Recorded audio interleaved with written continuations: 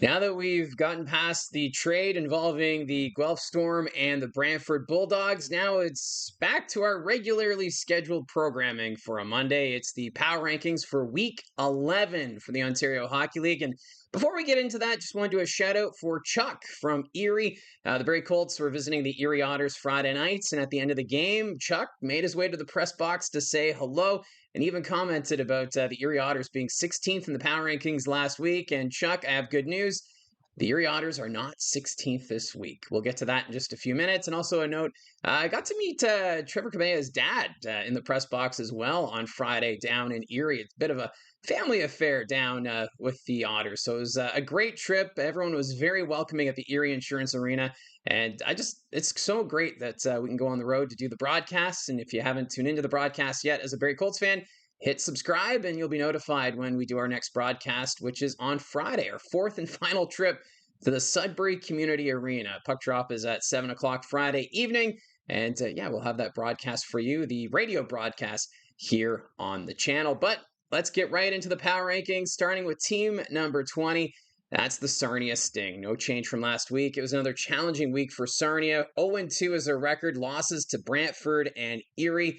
Now, following the coaching change, we're now seeing some player moves. GM Dylan Sika, he's trying to save the season for Sarnia. They've acquired Tyler Challenger from the Erie Otters. He's a former first-round pick. He was 10th overall in the 2024 OHL priority selection, so maybe a change of scenery is in order for him to help this Sting team climb into a playoff spot, but right now at the bottom of the Western Conference standings. You have to kind of wonder, is Sika starting to feel the heat a little bit after the coaching change and just how things aren't coming together as many had expected or hoped with Sarnia?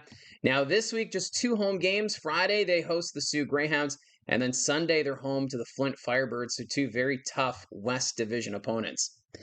At 19, the Sudbury Wolves, no change from last week. Now, Sudbury, it feels like a situation of one step forward, two steps back. They were 1-2 last week with a big win at home over the London Knights. 6-3 was the final score. That sent shockwaves around the OHL. And then they followed it up with an 8-2 loss in Brampton. So they've also made a few changes, releasing Finn Marshall, and then they've brought in Zach Wilson on the blue line. Pablo Frasca's rights have been acquired from the Windsor Spitfires. They've also signed Bjorn Brones, so 4 goaltenders still in the rotation.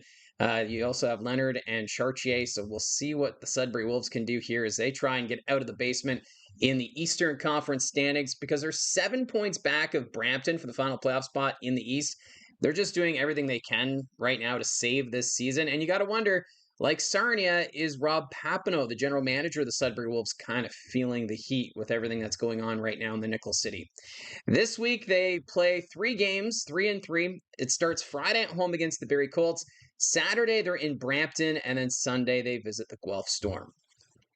At 18, the Oshawa Generals, they're down 1 position this week, and for the Generals, they surprised many with that 4-0 win at home against the North Bay Battalion to start the week, and then they lost 6-2 to the Kitchener Rangers. Now, Oshawa, they have the fewest goals for in the OHL, 57 goals for, and it's not really surprising when Oshawa has already put up the signs that it's a rebuild after trading Danford and Sandu to the Brantford Bulldogs, but that's 6 fewer goals than Erie, who has the 19th fewest goals for in the Ontario Hockey League.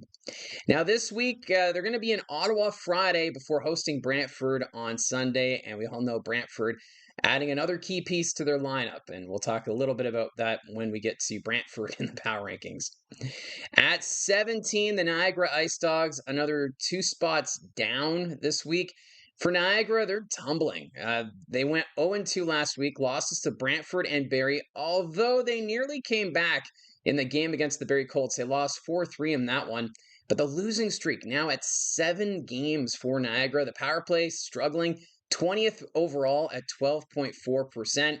And with the top 6 that this team brings, you expect them to have a lot more encouraging results, not falling down the Eastern Conference standings like we're seeing right now. But you got to kind of wonder, is it a systems thing they're still trying to figure out? Remember, it's a whole new coaching staff. They made a lot of trades to change the dynamic in the dressing room. And maybe it's just the growing pains right now. But this team, we're approaching the midway point of the regular season already. And this team really needs to get it going. This weekend, they're in Kitchener Friday, and then they're home to Peterborough on Sunday. So, again, two very tough opponents on the upcoming schedule. At 16, the Brampton Steelheads. They moved up two positions. Brampton earned 3 out of a possible 6 points. They opened with a 7-1 loss in Peterborough. They lost a close 1-2-1 in a shootout to the Flint Firebirds, and then cruised to an 8-2 victory over Sudbury. So as the week went on, they got better. The Steelheads holding on to the final playoff spot in the East, and they're slowly gaining ground on a struggling Niagara Ice Dogs team. They're just 3 points ahead of them. So, Niagara in danger, but Brampton picking up some points recently. This week, they're in Erie on Wednesday. Friday, they're home to Brantford. And then Saturday, they take on the Sudbury Wolves. At 15, Chuck, the Erie Otters. They're up one position from last week. Erie was 1-1. They nearly came back against the Barrie Colts. They're down 2-0 in the third period. And Dylan Edwards, I felt like, would never leave the ice for Erie and force this game to a shootout where the Barrie Colts would end up winning that one. And then they defeated the Sarnia Sting the following night. So 1-1, or 1-0-1 was their record, rather. Now, Tyler Challenger, he's been traded to the Sarnia Sting for Keish Kamzik. He's a local product, so he's from the state of Pennsylvania, so we'll see what that brings for this team going forward. And for Erie, the fewest goals for in the Western Conference, so it's a team that's a younger team, but they still want to be competitive. I think this team still has some good pieces. They will be fun to follow throughout the regular season, but they got a couple of big games coming up this week. Home to the Brampton Steelheads Wednesday, and then home to Peterborough on Saturday. At 14, the Saginaw Spirit. No change from last week. The Spirit, they had a home-and-home series against the Windsor Spitfires and went 1-1. They lost at the WFCU Center 4-1 and then held on to a 2-1 victory at the Dow. Now, despite all the penalty minutes in Saturday's game against the Spitfires, Stepan Shurigan, he was solid again, 31 save performance for the win. While James Go, he extended his point streak to 3 games with a pair of assists in that victory. Now, this week, they're in Flint Wednesday, they're in London Friday, and then they're home to London on Saturday. At 13, the North Bay Battalion. No change for them either. The troops opened the week with a big win at home against the London Knights, and then laid an egg in Oshawa, losing 4-0 to the General, so a 1-1 record. Ryder Carey, what a game he had, though, against the Knights, posting 2 goals, bringing his total to 6 on the season, so Cali seems to be picking up momentum. This week, they're in Peterborough Thursday. Friday, they're in Kingston. And then on Sunday, they visit the Ottawa 67s. At 12, it's the Kingston Frontenacs. They fell 2 positions this week. The Frontenacs opened the week with a 3-2 loss in overtime to Ottawa. That was a game that they led for most of the game against the 67s.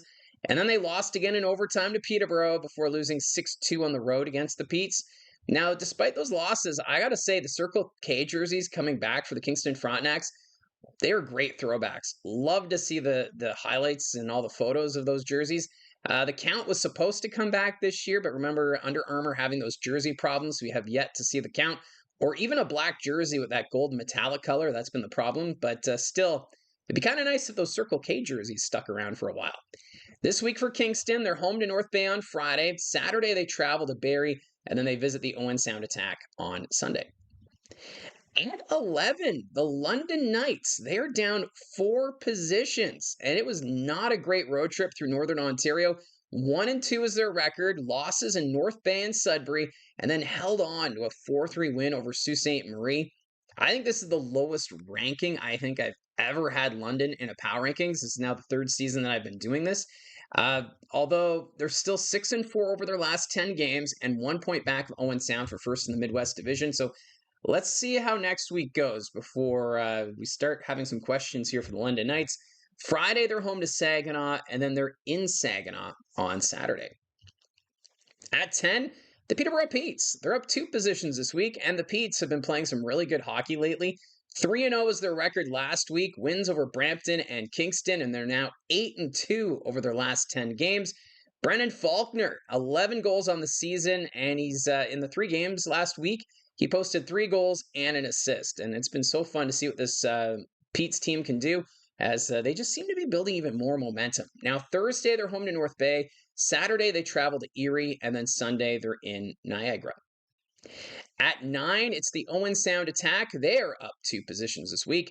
For Owen Sound, they had a record of 2-1, a football score of a win in Guelph 10-7, a pretty impressive 2-1 win over the Ottawa 67s, and then they lost 6-3 to Flint. Mind you, Flint, they've been playing some really good hockey of late as well.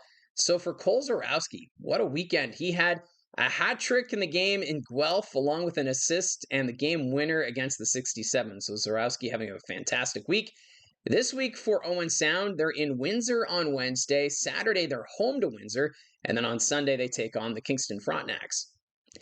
At number 8, the Sioux Greyhounds, no change from last week. They only had one game all weekend. It was the jersey retirement night for Jeff Carter, and they lost that one 4-3, although they nearly came back. They were down 4-1 early in the third period, and they chipped away at that lead, but ended up falling short.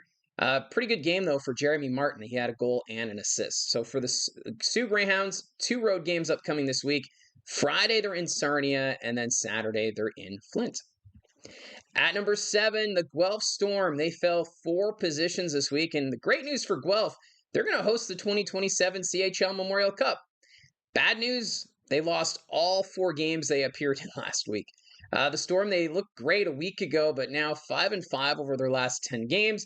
8 points out of first in the Midwest. And of course, Jet Luchenko today was traded to the Brantford Bulldogs.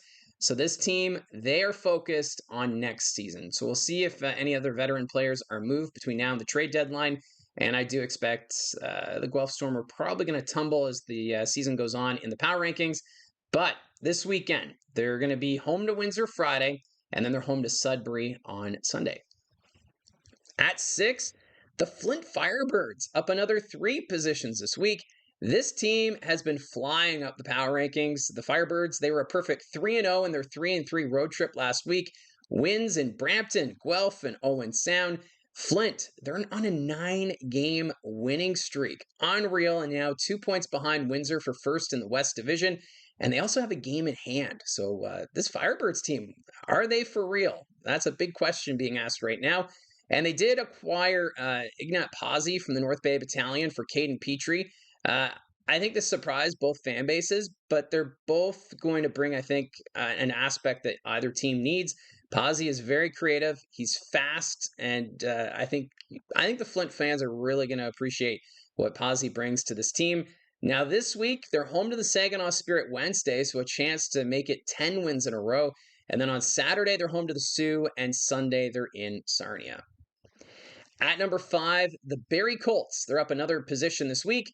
For Barrie, they're another team just putting up points. 3 wins in a row last week in Sudbury, Erie, and Niagara, and they're now riding a 12-game point streak. They're staying out of the penalty box has been a bit of an issue for the Barrie Colts this season. They have the second most penalty minutes in the league with 360, only behind the Owen Sound attack. And penalties almost cost them the game against the Niagara Ice Dogs. They handed Niagara 7 power plays in that game on Saturday.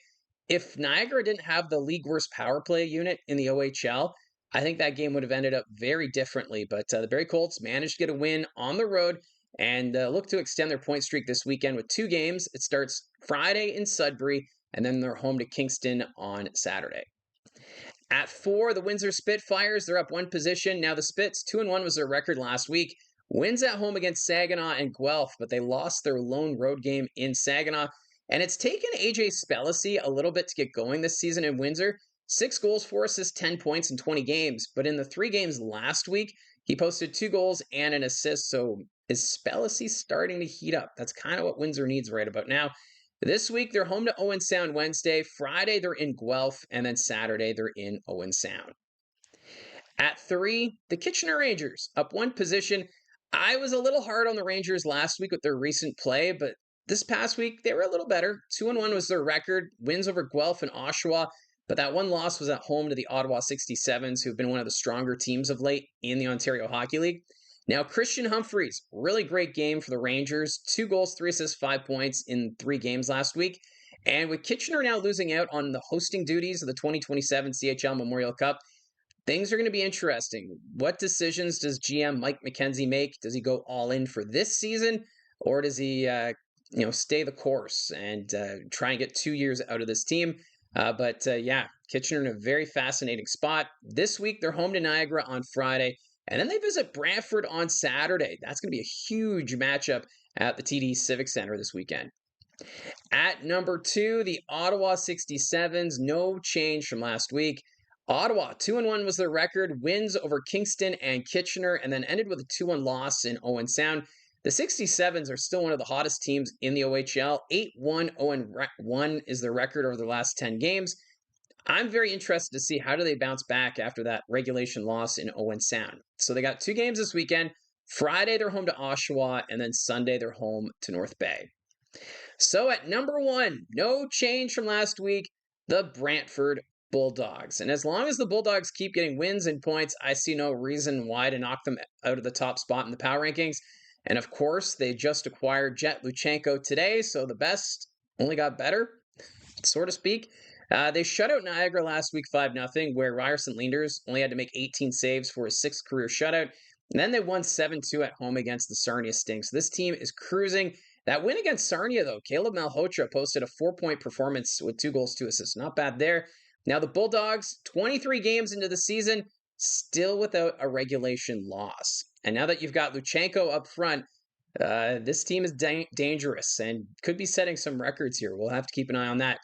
Now, this week, they will be in Brampton on Friday, home to Kitchener Sunday. That's a very intriguing matchup. And then Sunday, they're in Oshawa. So that's how I see it from the booth when it comes to the power rankings. Let me know in the comments section down below your thoughts. What are the surprises for you? And what are you thinking about the way the standings are looking right now? Appreciate all your comments and all your interactions.